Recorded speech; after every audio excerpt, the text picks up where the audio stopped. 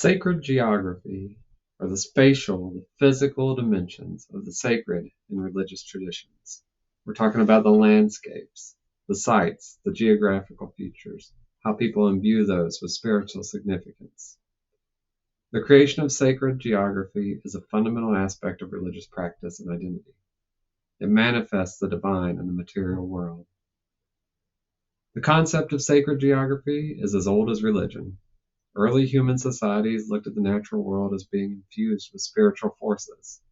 They venerated mountains, rivers, forests, and other natural features. Mythology played a crucial role in this sacralization, with stories and legends attributing divine origins or events to specific locations. For example, you have Mount Olympus in Greek mythology, which was considered the dwelling place of the gods, or the Nile River, which was revered in ancient Egyptian religion for its life-giving properties. Now, religious narratives often anchored sacred geography by associating physical locations with significant events in the spiritual history of the community. These narratives legitimized the sacred status of places, and they also provided a way for religious rituals and pilgrimages to develop. Over time, the sanctity of these sites became ingrained in the collective consciousness of the faithful, and it reinforced religious identity and continuity. But how does sacred geography develop? Well, there's a lot of processes. You have rituals and ceremonies. Ritual acts performed at specific locations can consecrate a place.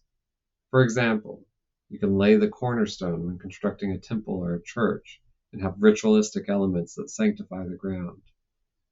There are pilgrimages and sacred routes. Pilgrimages are a powerful way of reinforcing the sacredness of geography. The act of journeying step by step to a holy site is a physical and a spiritual endeavor. It connects the pilgrim with the divine, and over time the routes themselves can become sacred. Think about the Camino de Santiago in Christianity or the Hajj in Islam.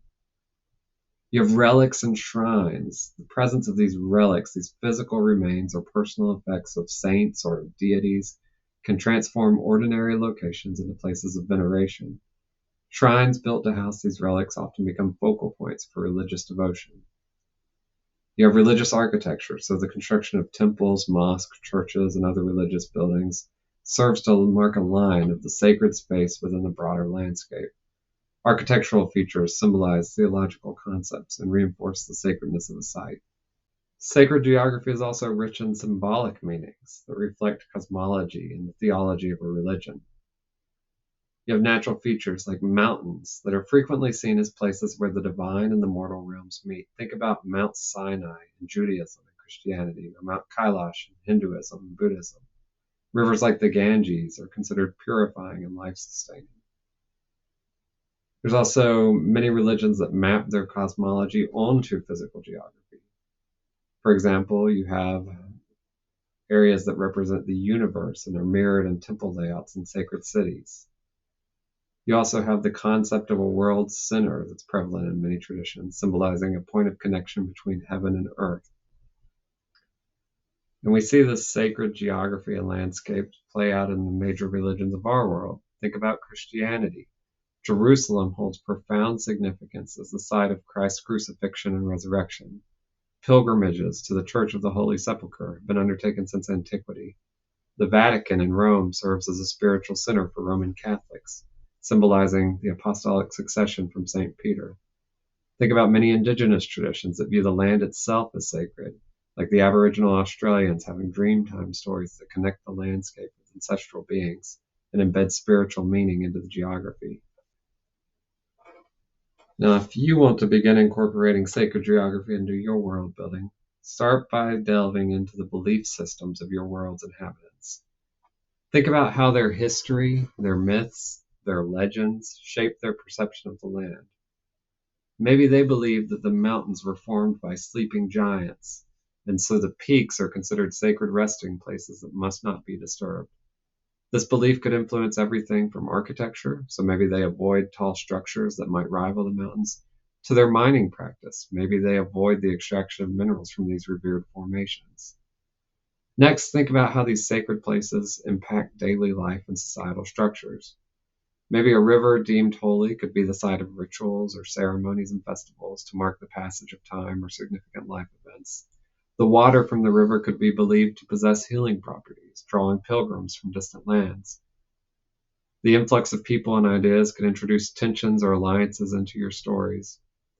Consider the physical journey to those sacred sites as well. The path to a mountaintop temple might be fraught with natural obstacles, and those could symbolize the spiritual trials that you have to overcome to attain enlightenment. The journey could serve as a rite of passage for characters, providing opportunities for growth, self-discovery, or confrontation. The interplay between sacred geography and the natural world gives many narrative possibilities. Environmental changes like drought could affect a holy lake, or an earthquake could damage a revered cave, and that can have profound spiritual and societal implications. How do people interpret these events? Are they seen as omens or punishments, something coming from the gods, or calls to action from the gods? These scenarios could drive your plot forward. They could force your characters to react, to adapt, maybe even to question their beliefs. Sacred geography can also be a source of conflict. Different groups can claim the same site as holy. That leads to disputes that mirror real-world issues of territory and identity. Or you could have the desecration of a sacred place, whether intentional or accidental, that can serve as a catalyst for tension, for revenge, or for reconciliation within your story. It's also essential to pay attention to the sensory details that make these places come alive. You need to describe the whispered prayers carried on the wind at a hallowed cliffside, the intricate carvings that adorn a sacred altar, or the melodies sung during twilight ceremonies in a consecrated forest grove. This imagery will bring these places to life just like they were alive for the people who experience them. Also remember that sacred geography doesn't have to be static. As your world's history starts to unfold, the significance of places might evolve. A battlefield where a pivotal victory was won could become a pilgrimage site, or a city that's devastated by disaster might be rebuilt as a symbol of resilience and divine favor. These transformations can reflect the relationship between the people and their environment. So when you're incorporating sacred geography into your world, remember it's more than just adding interesting locations. It's about enriching your story with layers of meaning that reflect the people, the complexities of their belief. So let's think through some examples, sacred sites that you could use in your world building. Maybe you have a grove deep within an ancient forest where every tree shares a single consciousness. Pilgrims come to sit beneath the canopy and listen to the leaves that convey wisdom. It's said that those who sleep there awaken to answer questions they've yet to ask. Or the crystal spires. They rise from desert sands and catch the light of the sun and the stars, illuminate the night sky. These towering formations are believed to be remnants of a celestial city that once descended to earth. Seekers can visit the spires to meditate or to receive visions from the cosmos. Or maybe you have echoing canyons that produce harmonies when the wind passes through their tunnels and arches, and locals believe that the melodies are the voices of their ancestors offering guidance. Musicians journey there to compose alongside the natural symphony. Or maybe you have a sunken temple, submerged beneath a tranquil lake, accessible only during a solar eclipse when the waters part, adorned with glowing algae. Its halls are said to hold secrets of the ocean. Divers brave the depths to retrieve pearls left by ancient aquatic civilizations. All of these places are imbued with sacred meaning by the people that live near them. Think through their day-to-day life, how they view them, how they change them. So for your world building, think about the landscapes your people encounter. Think about how they might imbue those landscapes with meaning and how those landscapes might affect their daily and religious life.